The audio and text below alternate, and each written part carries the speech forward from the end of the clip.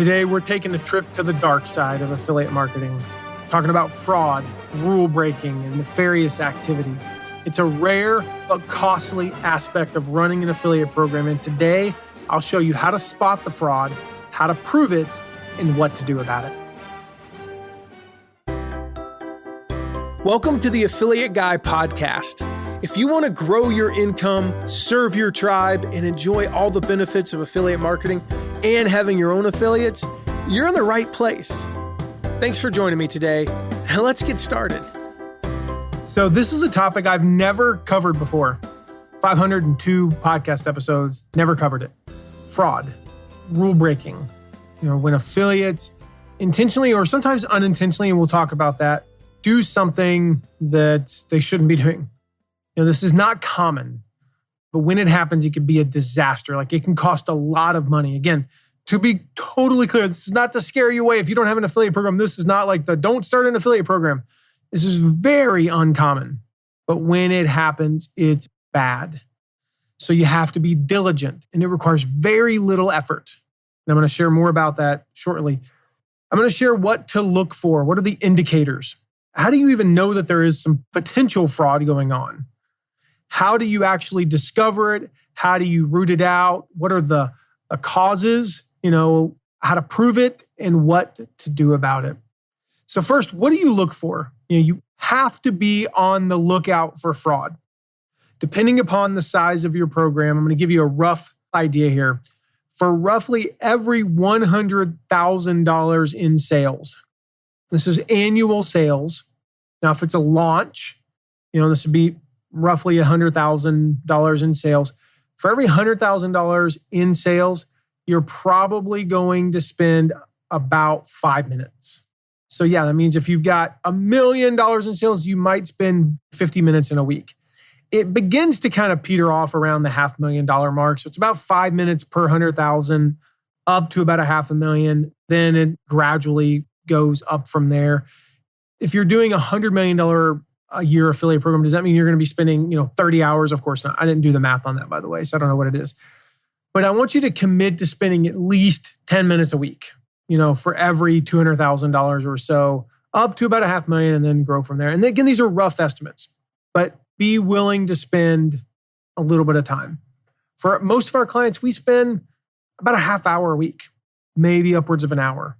Now, what I'm about to share with you in this what to look for section, these are indicators. These are not necessarily cause for immediate removal.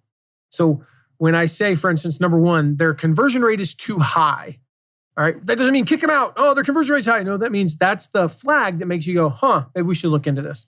So number one thing to look for, conversion rates that are too high, clicks to leads. So let's just say that overall, you've had 50,000 clicks and 30,000 leads, a 60% conversion rate. This person sent 500 clicks and they have 496 leads. That's a red flag. That could be an issue. We need to look into that. The opposite is true. They're way too low, clicks to leads. Again, using that example, they have 500 clicks and 2 leads. That's kind of weird. We should look into that. Their conversion rates are too high, leads to sales. So on average, let's say you have 50,000 leads and so far you have 500 sales, a 1%, close rate. And your top affiliates are all averaging between 0.5% and 3%. But this person has 400, well, that'd be a weird number. They have 200 leads and 70 sales. Again, that does not necessarily mean they're doing something nefarious. It could be that they have some sort of amazing thing going on with their small number of people. Maybe they only invited their mastermind or their buyers. The only people that they even invited are people who paid them $25,000 and you're selling a $1,000 product and they're going one-on-one with them. Okay, that could be, but it's a flag to look into it. So those are the 4 things related to conversion rates. The 5th one is they have a flood of clicks followed by droughts. My friend Janine Crooks at Share Sales said on one program, and I'm quoting here, on one program, a certain affiliate seemed to be consistently performing at a small but steady level. However, when she reviewed the daily timing of his activity, it turned out that he was hand entering the leads into our program and our competitors' programs as well. To keep his conversion rate realistic, he generated clicks during his coffee breaks while working his day job. So in other words, they send 1,000 clicks on one day and then none the next day. Or between the hours of 1 and 3:30, they sent 455 clicks and then the rest of the day they sent none. Natural things would tend to show filtering of clicks over time. Yeah, they might send 400 in an hour and then only 300 the next hour and only 125 the next hour because it's filtering off. Now, this again is not a reason to kick somebody out. Why? Because it might have been that they were running ads and their ads account got shut down. Not because they were doing anything wrong, but it's a reason to look into it more. Another one is just someone comes out of nowhere and they're a top affiliate and you have no idea who the heck they are. They've not been on the leads leaderboard. All of a sudden, they're on the sales leaderboard way up there and like, who the heck is this person? The seventh thing to look for is a high refund rate.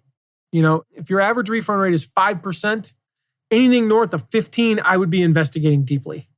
Obviously, if you ever get a complaint of credit card fraud, now, if it's a known great affiliate who's done hundreds or thousands of sales and they have one complaint of credit card fraud, it probably wasn't them. It was probably somebody who bought and just happened to buy through their affiliate link. I wouldn't worry about that. But this is a new affiliate.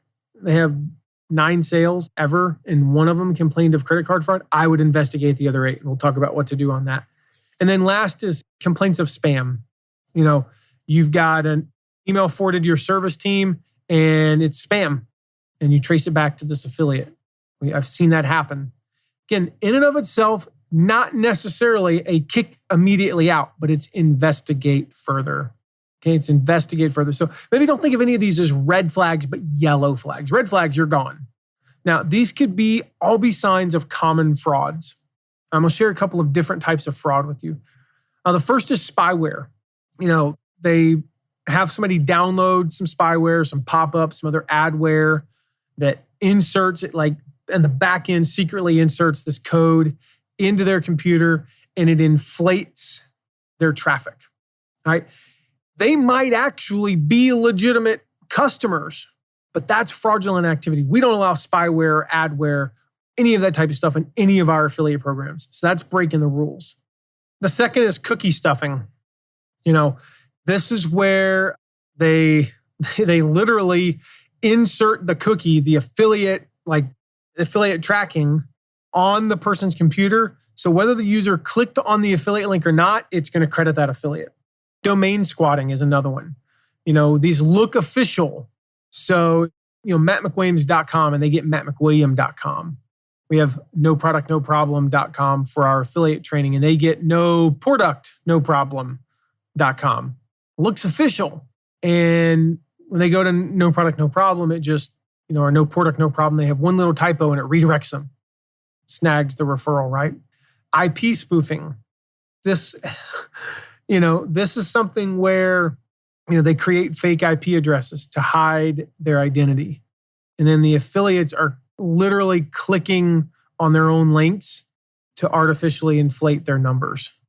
That's a big bad one. Iframes, using iframes. Basically, it's kind of like cookie stuffing. Maybe they write a review post and they put an iframe on there that automatically triggers their affiliate link. And so again, these are all things they could be doing and you don't know what they're doing. That's not the point. The point is they're doing something. Postbacks. This is where the fraudulent affiliate, they obtain a transaction ID and they have the address and then they attempt to bypass the actual like a real affiliate and they claim commissions for conversions that never actually happened. It's really like some deep stuff. Never seen it happen. It just can happen. Fake discount codes. So somebody goes to Google and they type in, a discount code for your product. And then it's like, yeah, click here to retrieve this discount code. And it never actually happens. Maybe you don't even offer discount codes, but now it's cookied them because they clicked that link. And so when they go back and say, oh, screw it, I'm not even going to bother to try to find a discount code. They just go back to your website. Boom. It's credited to them though, because they were the last click. And then if you have pay-per-call, this was a creative one I read from Liza Schuber. She's with the Astoria company, said, affiliates who post fake job opportunities on Craigslist, they'll ask a potential job seeker to, quote, call and pretend to be a real customer. Stay on the phone for at least 3 minutes. The fraudulent publisher says this call is part of the interview process, and that if the job seeker does a good job, they will be called in for an interview, which never happens, of course. It's just a way of simulating traffic, because pay-per-call is typically based on the length of time. Now, I would never do 3 minutes anyway. I would do depends on how long it takes to process an order. But you're paying for the phone calls. So, well, they're on the phone call for, 7 minutes, and there you go. So those are all reasons why. Now, going back to what we talked about at the beginning, I'm going to give you some reasons for removal. All right, these are absolutely like red flags. You are out. If they break the explicit rules, and it's like a blatant, egregious rule break. If they break the law, if they make false claims, if they're doing trademark bidding, if it's not allowed, one of the ways, by the way, if you don't know what trademark bidding is where they bid on your name. Now, here's the thing. If they know that the affiliate manager lives in Fort Wayne, Indiana, like I do, guess what they'll do?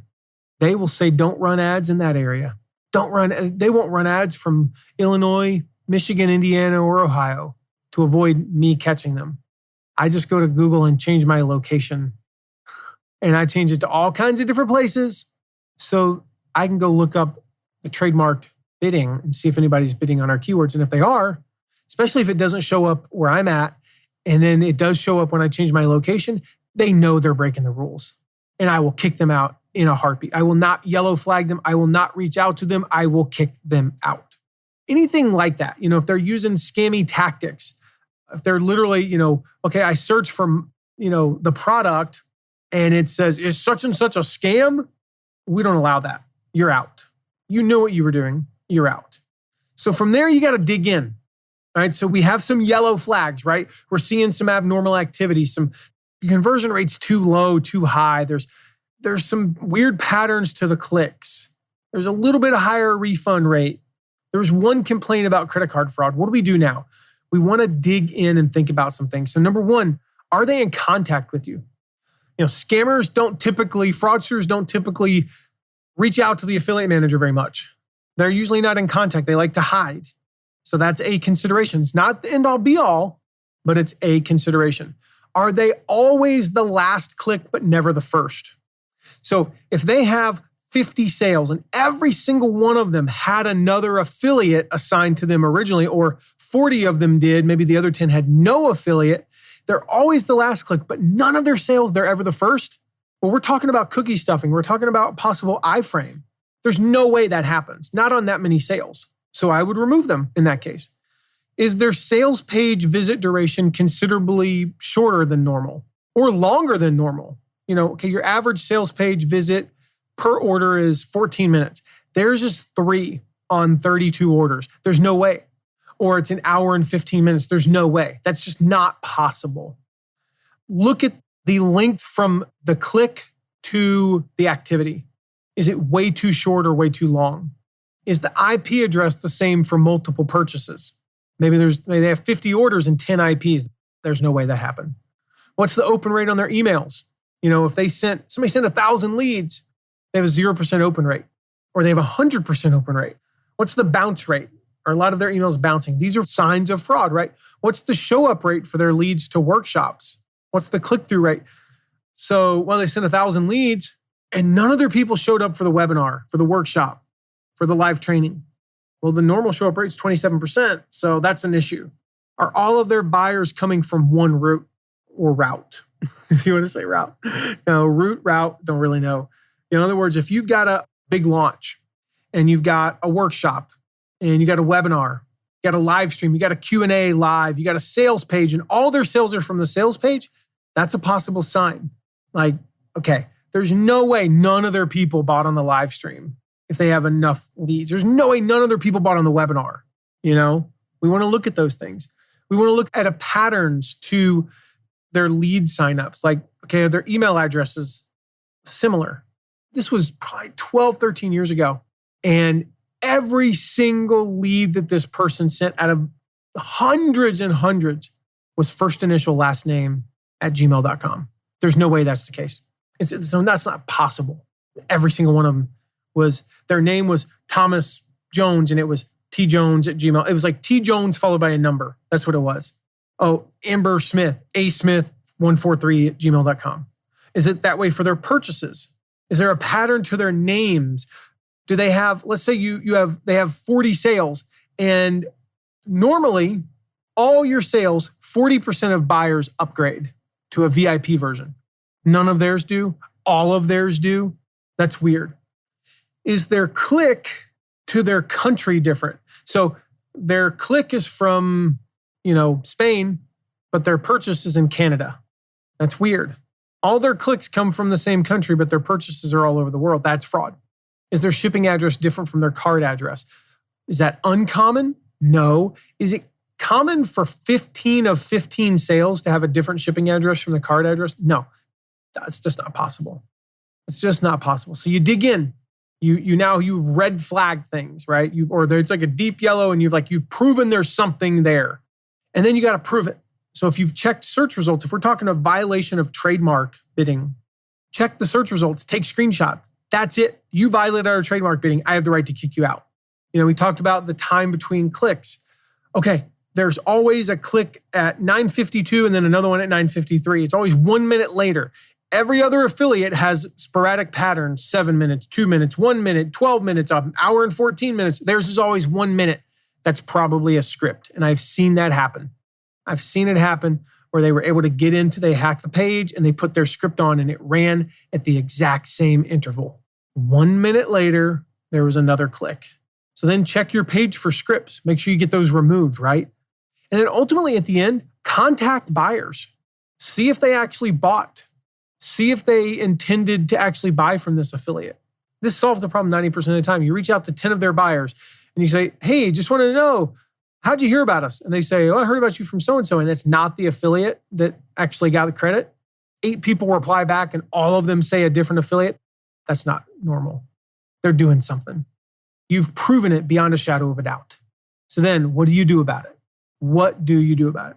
First of all, make sure your affiliate terms are airtight.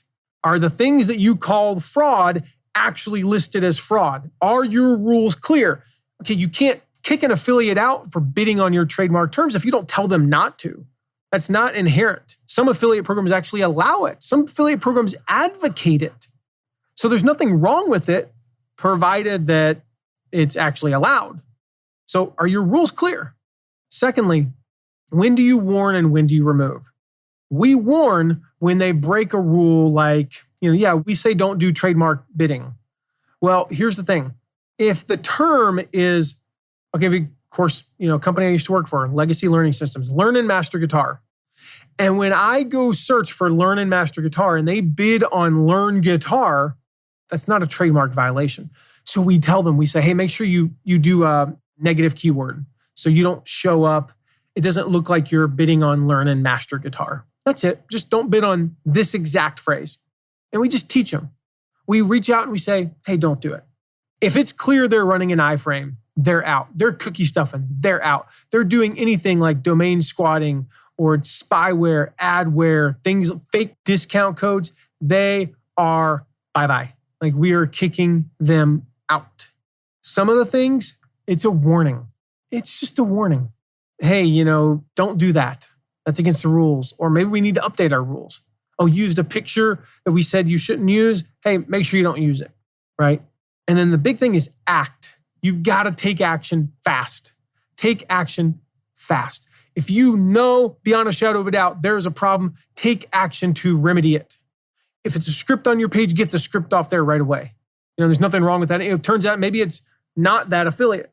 Like that's not even what's doing. It's not even this thing, but there's a weird script, so get it off there. If they're doing anything nefarious, you got to kick them out right away and let them know. Because the other thing is you don't want to just shut down their account and not tell them, because then they might still have the ads running or the pop-ups running for 36 hours and people are still getting, maybe they're going to an error page or they're still running the ads and it could come back to bite you. And document everything. Don't call them, either text them or email them so you can document. So if they come back and say, you didn't pay me my commissions, you can go, yeah, because you're fraud. We got proof right here. And in case anything ever comes back to bite you, this is very rare, but like somebody files a complaint against you for running adware when you're not the one doing it. So take action fast. Make sure you contact them, tell them to remove their ads, to shut down their stuff. You're not going to pay them, and make sure they know that. So again, this is not a huge issue, but it's one that you have to be on top of. So now you know how to find it, how to get, like, what are the triggers? What are the yellow flags, right? You know what to be looking for. You know how to dig in, and you know what to do about it.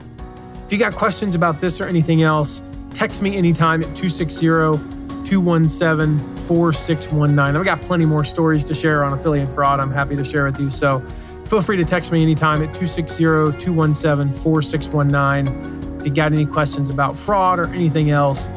And make sure you hit subscribe so you don't miss the next episode. I've got some creative ways to triple your affiliate commissions. You don't want to miss it. I'll see you then.